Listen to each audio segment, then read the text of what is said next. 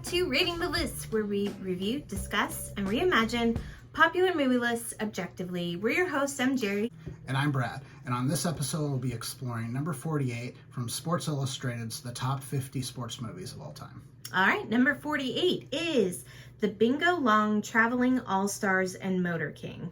Released in 1976, directed by John Badham, starring Billy D. Williams, James Earl Jones, and Richard Pryor. This is a story about the talented and charismatic players of the Negro Leagues during the 1930s and their fight for success and to break baseball's color barrier. A lot of talented people in this movie. One thing that was great about this movie, it was like a predominantly black cast. Yeah, like almost 100%. Like yeah. The few white characters in this movie are really just there to kind of be foils and show like to showcase what's happening racially in the country, especially at that time. A lot of interesting stuff here. So it really chronicles the two aspects of the Negro Leagues. So before Jackie Robinson broke the color barrier in Major League Baseball, players of color had to play elsewhere. And one of those in North America was the Negro Leagues. And there were two aspects to the Negro Leagues. One was general, just basic, 9-on-9, play. They, people were on teams, they played each other, kept score, all that. Then there was also this kind of traveling showcase aspect to it where, they would come into town and do kind of interesting, kind of more, showmanship kinds of things. These players had to act on multiple different levels to, earn a living and be able to play the game that they love. The characters in this movie are pseudo-based off of real life characters. Billy D. Williams' character is a pitcher who is loosely based off of a Negro League pitcher named Satchel Paige, who famously played Major League Baseball, we believe, about the age of 59. We're not exactly sure how old he was, but he was very, very old. Like, he was playing in the major leagues like in the 1960s when he finally came in, and he played like 2 or 3 seasons. The James Earl Jones character is based off of who many will describe as the all-time home run king in North America, which is Josh Gibson. He was a catcher in the Negro Leagues who they didn't keep real tight stats or anything like that, but there are kind of reports that one season he hit 85 home runs. Whoa. Like in the 1930s. Wow. A lot of people believe he hit more than, at the time, Babe Ruth's 714 home runs. There are reports that he hit way more than that. There are reports of him hitting like nearly 600-foot home runs. Just, and, you got to take some of that with a grain of salt. I mean, you've got the truth and the legend. There are enough legends there to know that this is a all-time great baseball player who it would have been really, really great to see him compete against everyone who was, a professional baseball player, and not just, his fellow players in the Negro Leagues. It would have been really, really interesting to see that. A lot of these guys have subsequently made it into the Hall of Fame, which is great. There is a Negro League museum in Kansas City. The one time that we were out there, I kind of looked into it and they were closed. I really wanted to go check that out. Oh, that sucks. There are also now at the Major League Museum in Cooperstown, New York, there are a lot of Negro League exhibits there now as well, which is really, really great. It's a really interesting part, not just of baseball history, but of American history. This movie is interesting in a lot of, it's really dated in a lot of ways. there are some interesting choices of language and things like that. You kind of have to take. I mean, okay, Richard Pryor is in it. Yes. Let's just Yeah. say that. I mean, Yeah. he's amazing. He was really, really just a phenomenal comedian. And I think that in this film, too, he was great. He was really good. But again, this is really a movie of its time. It's released in 1976. A lot of politically incorrectness in the movie for jokes. So you kind of have to put that aside. Yeah, like the Richard Pryor character, you know, the running joke is he keeps, like, at one point he pretends that he's Cuban so he can play in the major leagues. At another point he pretends he's like an American Indian so he can play in the, you know, he's doing everything he can to, like, try to convince the major leagues that he's not black so he can play. Yeah. That's kind of a running joke.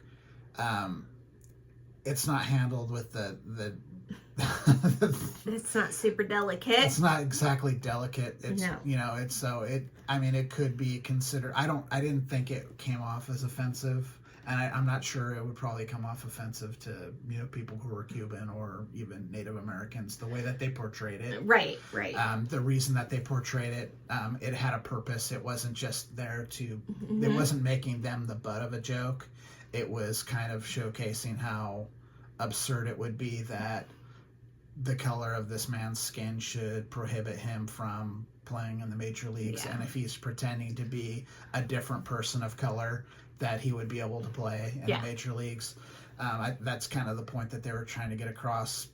It's not as subtle as it probably could have been, but still probably fairly controversial. It was probably controversial in 1976 even. Yeah. You kind of get away with it because it's Richard Pryor, and Richard Pryor was always kind of known for pushing those kinds of buttons and making social This movie has a lot to say about social commentary. For sure. It also has a lot of heart in it. These guys generally really cared about each other. The Billy D. Williams character felt responsible for a lot of them, and he was the person who took care of the money. He made sure that they booked gigs, that he was kind of the person who really, you know, made sure that they were taken care of and they were working. Yeah. He also had a special relationship between him. Was he Rainbow or Bingo? Rainbow. So Rainbow and Bingo. So Bingo. Billy D. Williams is Bingo. Okay, so Billy D. Williams is Bingo. He had a friend named Rainbow who got hit with a baseball. And then just really, he couldn't speak. He couldn't function very well. But Bingo felt responsible for him, so he took care of him throughout the whole thing. It was really heartwarming in that sense. He couldn't play anymore, so he kind of became the team's secretary. Yeah. And then also, there was a big underlying tone of freedom of repression. They were being repressed by the owner of the Negro League that they were a part of. And he was holding them back. And, you know, Bingo decided, you know, we got to do our own thing and we need to be our own bosses.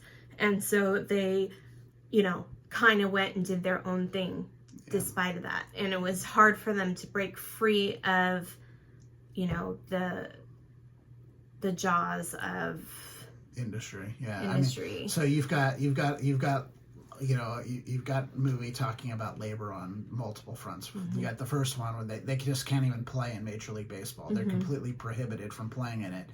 So the only place they can play is the Negro Leagues. Yeah. And you've got these Negro League owners, all of whom are black, who are acting in very similar fashion to how Major League owners were handling their white players, which was they were a commodity. They were, you know, something that they owned, and they didn't pay them, you know, commensurate with what they kind of deserve.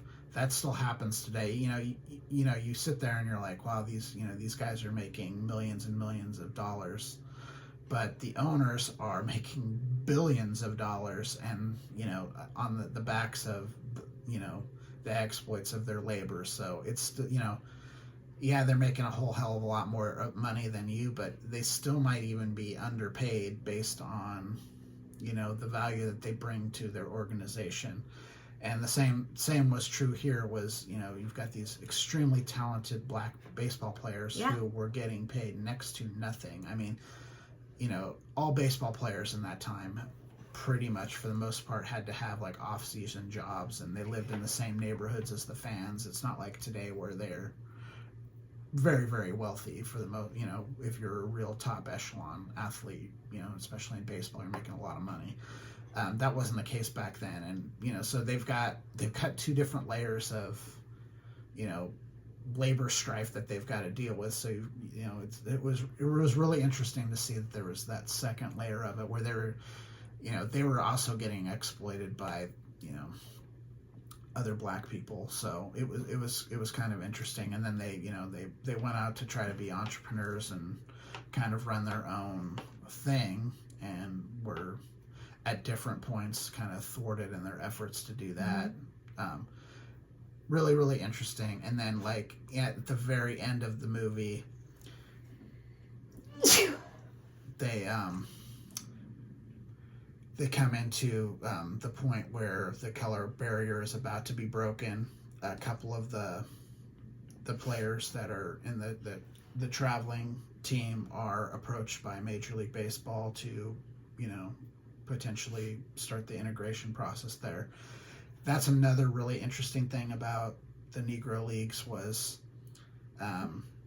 their very existence was important, but also in order for to have true freedom and a truly united Major League Baseball, the Negro Leagues had to go away. Yeah. Just by their very existence. So when you have a league, and if all of your best players are ultimately going to play in the major leagues, you really don't have a product to put forward anymore.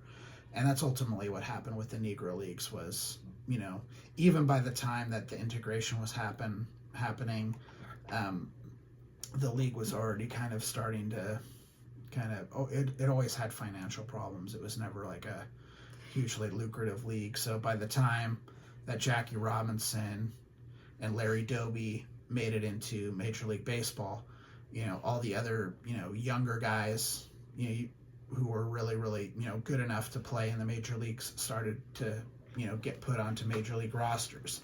And the older guys just aged out of being able to play competitive baseball. I mean, it's just, it's a fact of life. If you're an athlete, there's a point where you're too old to do it. So eventually the Negro Leagues, shut its doors, but it's still a really, really important part of baseball in American history. Mm-hmm. Billy D. Williams had a really good performance.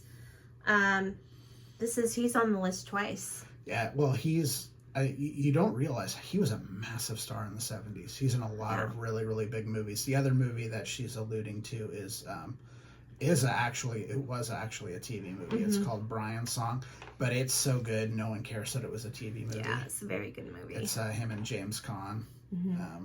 Billy D. Williams plays Gail Sayers in that one. It's a really, really good movie. You know what I noticed was that they remade that movie like 15 years ago. Brian's Song? Yeah. With who? I saw it. It was a modern remake. I didn't catch who the people in it were. I think it was another maybe made for TV movie. I was like, why would you remake that unless you were gonna like do it like go with a bigger like theatrical release?